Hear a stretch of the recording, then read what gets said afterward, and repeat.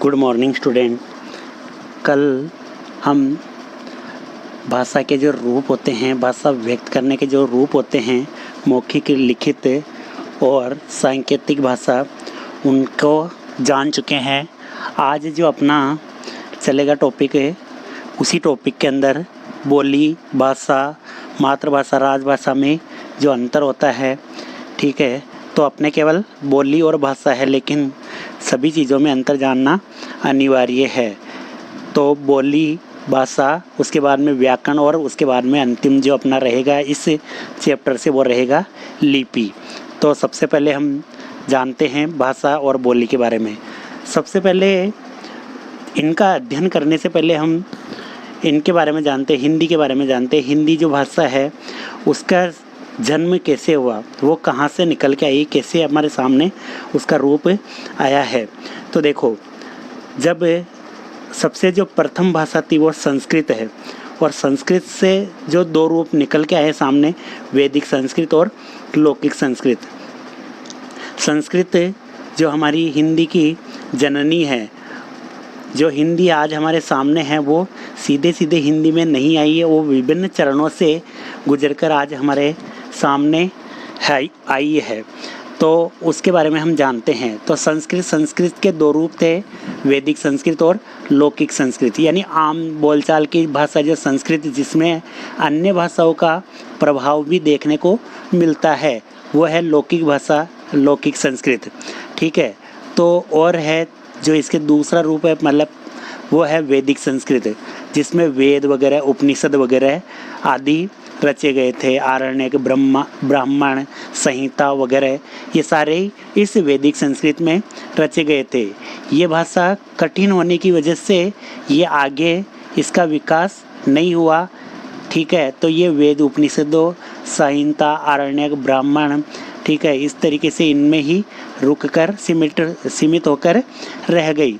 उसके बाद में है लौकिक संस्कृत, और लौकिक संस्कृत में जो लिखे गए हैं, यानी आम बोलचाल की भाषा, जिसमें अन्य भाषाओं का प्रभाव भी देखने को मिलता है, जिसमें हमारे धार्मिक ग्रंथ रचे गए थे, रामायण, महाभारत आदि ऐसे ग्रंथ लौकिक संस्कृत में रचे गए थे, ठीक है। अब लौकिक संस्कृत का जो अगला पड़ाव है, लौकिक संस्कृत से हमारी हिंदी भाषा बनने से पहले किस पड़ाव से होकर वो गुजरी है। लौकिक संस्कृत में से निकलने वाली पहली जो भाषा थी वो है पाली भाषा, और पाली भाषा ऐसी भाषा है जो बौद्ध धर्म के अनुयायी इसको स्वीकार करते हैं, यानी बौद्धों की भाषा थी। तो इसमें बौद्ध ग्रंथ लिखे गए, और बौद्ध ग्रंथ जो उनका जो पवित्र ग्रंथ था, त्रिपिटक था, ठीक है। त्रिपिटक जिस 3 चीज़ों का पिटारा, यानी 3 उनके जो ग्रंथ होते हैं उनका पिटारा है। अभिधम सुत्त, विनय सूतक और अभिधम और सुत्त पिटक, ठीक है। इस तरीके से ये 3 हैं, अभिधम पिटक, सुत्त पिटक और विनय पिटक। इस प्रकार से ये 3 पिटक हैं जो बौद्ध ग्रंथ के हैं, वो पाए जाते हैं इस पाली भाषा में। जो पाली भाषा से अगले जो चरण में आई है वो प्राकृत भाषा, यानी इसका रूप धीरे धीरे परिवर्तन होता गया, प्राकृत भाषा। और प्राकृत भाषा में जैन ग्रंथ रचे गए, और उन्हीं जैन ग्रंथों को आगम कहा जाता है, आगम कहा जाता है। फिर धीरे धीरे क्या होता है, इस प्राकृत भाषा का अपभ्रंश का मतलब होता है बिगड़ना, रूप बिगड़ना। वैसे कई जैसे समुद्र वगैरह में इनमें अपभ्रंश पड़ने लग जाते हैं, यानी गड्ढे पड़ने लग जाते हैं, यानी उनका रूप विकृत होने लग जाता है। उसी प्रकार प्राकृत भाषा का रूप विकृत होने लग गया, और विकृत होने के बाद में उससे जो भाषा निकल के आई वो अपभ्रंश होने लगी। अपभ्रंश से शोरसेनी, इसका एक प्रकार है शोरसेनी अपभ्रंश। तो उस शोरसेनी अपभ्रंश से ही हिंदी जो निकल कर आई वो आज हमारे सामने है। जो ये प्राकृत का जो रूप बिगड़ा, वो किसकी वजह से बिगड़ा, हमने प्राकृत का रूप किस वजह से बिगाड़ा, क्योंकि हमने कई शब्दों को अपने सरलता के हिसाब से, अपने हिसाब से उनको गढ़ लिया, उनको सरल बनाने के हिसाब से, या फिर हम उन चीज़ों के बारे में अज्ञान थे तो हम उसको कुछ भी बोलने लगे। जैसे पहले शब्द बोला जाता था रामेश्वर, हालांकि आज भी बोला जाता है, लेकिन इसको कई व्यक्ति रामेश्वर नाम से या इस तरीके से शुद्ध मतलब सरल करने के हिसाब से रामेश्वर नाम से प्रयुक्त करने लगे, यानी ये सरलता के रूप में इसको प्रयुक्त किया जाने लगा, इसका रूप बिगड़ गया। तो ये इस तरीके से रूप बिगड़ता बिगड़ता अपभ्रंश हो गया, यानी रूप अपभ्रंश हो गया, और सोर्स यानी उसकी एक शाखा है, उससे हमारी हिंदी निकली है। इसलिए हम आज हिंदी हमारे सामने है, इसलिए हम तत्सम तद्भव पढ़ते हैं। तद्भव जो बाद में उत्पन्न हुए, और तत्सम जो मूल संस्कृत में जो शब्द होते हैं वो तत्सम शब्द होते हैं। ठीक है, अब उसके बाद में हम देखते हैं भाषा, बोली, मातृभाषा, राजभाषा, राष्ट्रभाषा। अपने सिलेबस में भाषा और बोली है, अपने सिलेबस में भाषा और बोली है, लेकिन सिलेबस से तात्पर्य ये है कि अगर भाषा शब्द आया है तो वो उनके ऊपर भी जा सकता है, जैसे मातृभाषा, राजभाषा, राष्ट्रभाषा के बारे में भी पूछा जा सकता है। ठीक है, तो हम जानते हैं भाषा और बोली में क्या अंतर होता है। तो भाषा तो एक बहुत बड़े क्षेत्र में बोली जाती है, जो जैसे अपना राजस्थान है, तो राजस्थान की जो भाषा है वो राजस्थानी है। ठीक है, जो ये पूरे क्षेत्र में बोली जाती है वो राजस्थानी है, लेकिन एक जो सीमित क्षेत्र में जैसे अलग अलग भागों में बट गई तो ये बोलियाँ कही जाने लगी। तो अब इसकी परिभाषा में देखते हैं अपन, सीमित क्षेत्र में बोली जाने वाली भाषा के स्थानीय रूप को, यानी वह स्थान विशेष पर जो भाषा बोली जाती थी वो बोली कहलाने लगी। ठीक है, तो सीमित क्षेत्र में उसका क्षेत्र सीमित होता है। ठीक है, तो सीमित क्षेत्र में बोली जाने वाली जो भाषा है और उसका जो स्थानीय रूप है वो बोली कहलाता है। तो पूछा जा सकता है बोली किसे कहते हैं, भाषा किसे कहते हैं। तो ये इनकी परिभाषाएं हैं, जिसे उपभाषा भी कहते हैं, यानी बोली नहीं देकर उपभाषा भी कह सकते हैं। जैसे राजस्थान की उपभाषा कौन सी होगी, ये जितनी भी ढूंढाड़ी वगैरह ये सब उपभाषा या बोली कहलाती है। ठीक है, तो राजस्थानी भाषा की बोलियाँ, अब राजस्थानी तो भाषा हो गई, लेकिन उसकी जो विभिन्न क्षेत्र में अलग अलग जो रूप प्रचलित थे वो बोलियाँ के नाम से जाने लगे। जैसे ढूंढाड़ी, जयपुर, अलवर, इधर वाला जो क्षेत्र है ढूंढाड़ी, जयपुर, सीकर, झुंझुनू। ठीक है, तो ये वाला क्षेत्र है वो ढूंढाड़ क्षेत्र है। ठीक है, और मेवात, अलवर, भरतपुर, धौलपुर, करौली वाला क्षेत्र है जहाँ मेवाती भाषा बोली जाती है।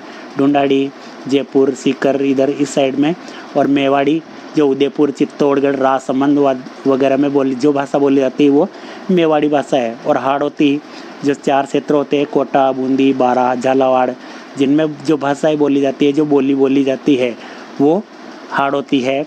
और मारवाड़ी, जो मारवाड़ कौन सा है, पाली, जोधपुर, नागौर, ये जो क्षेत्र में बोली जाने वाली जो स्थानीय जो बोलियाँ है वो मारवाड़ी है। ठीक है, तो बोली एक सीमित क्षेत्र में बोली जाने वाली भाषा है। ठीक है, भाषा के जो स्थानीय रूप है वो बोली कहलाता है, इसे उपभाषा भी कहते हैं।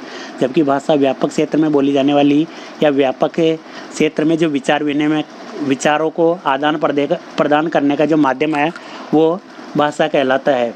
ठीक है, तो अब आगे देखते हैं मातृभाषा किसे कहते हैं। वह भाषा जो माता के मुख से सीखते, मातृ यानी माता, और माता की जो भाषा होती है वो मातृभाषा, यानी माता जहाँ भी रहती है। जैसे अपने राजस्थान में है तो राजस्थानी अपनी मातृभाषा हो सकती है, अपनी मातृभाषा हिंदी हो सकती है, क्योंकि हम खड़ी बोली हिंदी का प्रयोग करते हैं। तो वह भाषा जो माता के मुख से हम सीखते हैं उसे मातृभाषा कहते हैं।